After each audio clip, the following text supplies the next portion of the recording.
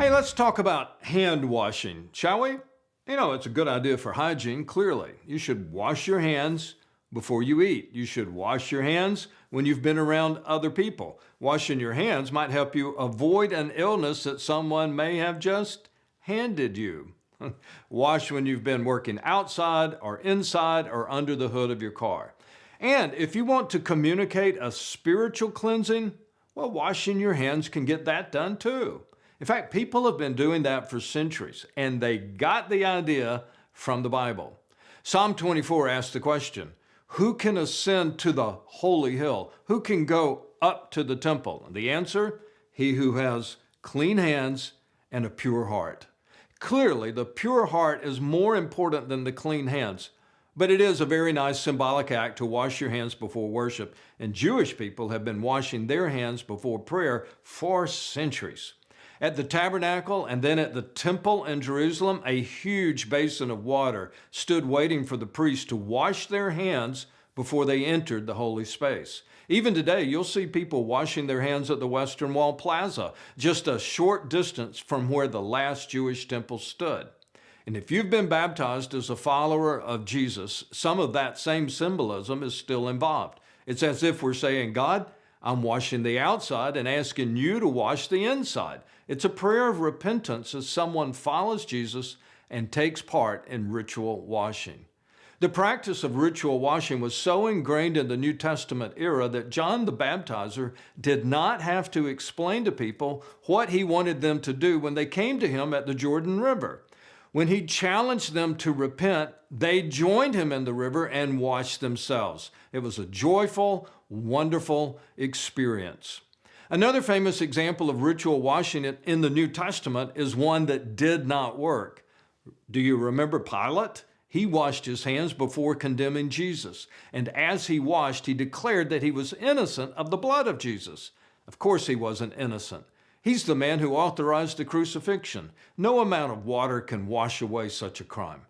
Nevertheless, don't miss the point. Pilate was trying to tell Jewish people that he did not agree with them, so he used a Jewish symbol to communicate his innocence. And they got it. Any Pharisee in the crowd easily understood what Pilate was doing.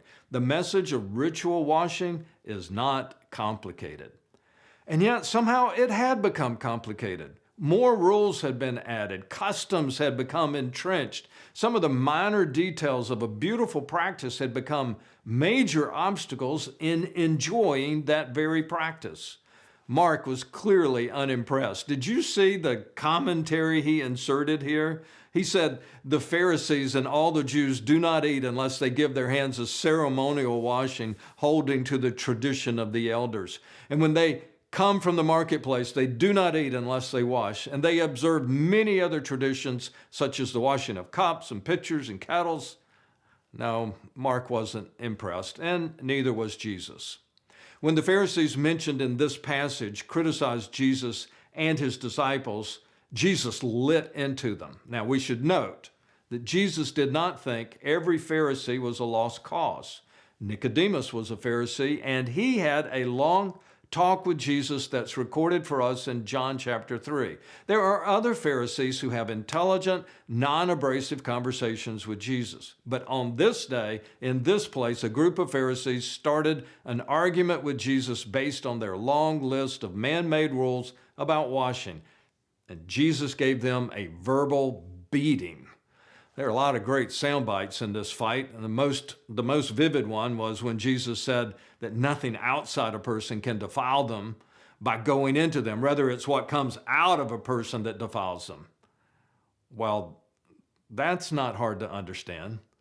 Even so, the disciples would ask about that illustration later. Jesus told them plainly, look, food goes into the stomach and then comes out of the body. It's the stuff that comes out that can defile a person.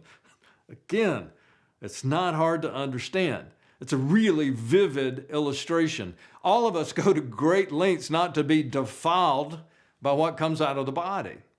We should keep that in mind when Jesus spells out what he's really concerned about.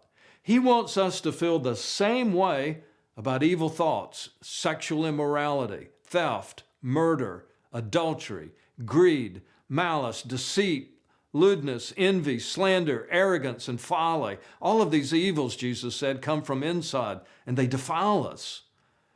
So why was Jesus so upset about the people who were criticizing him and his disciples for not washing their hands just exactly right? Oh, that's easy. The Pharisees were worried about getting a ritual right. Jesus was worried about getting us right. Rituals can be important. They can help us connect with God, but they can also get in the way. So never forget the lesson. No ritual can ever be a substitute for right actions. Just keep your eyes on Jesus, do what he does, and then the rituals of our faith will take on more meaning than ever in your life.